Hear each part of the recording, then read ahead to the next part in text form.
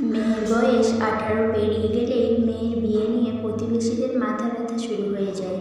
কানে দিতেই শুরু করে দেয়, এই মেয়ে আর কতদিন ঘরে বসে থাকবি, এবার বিয়ে থা কর, ঘর সংসারে মন দে। কিছু মানুষের তো এত জ্ঞান দেওয়ার কিরা থাকে, বাড়ি বয়ে জ্ঞান দিয়ে যায়। এবার একটু ঘরের কাজকর্মগুলো শেখ, শ্বশুরবাড়িতে না হলে গাল খেয়ে খেয়ে মরবি যে। রাস্তায় হেঁটে যাবার সময় পিছনে একদল কাকিমাদের গসিপ শুরু, বাবা ড্রেস দেখো, পোশাক আশাকের কি ছিঁড়ি, এমন ভাব দেখায় যেন কত বড় লোকের মেয়ে, হাতে সবসময় ফোন থাকবে, আবার কি বিয়ে দিয়ে শ্বশুরবাড়ি করুক।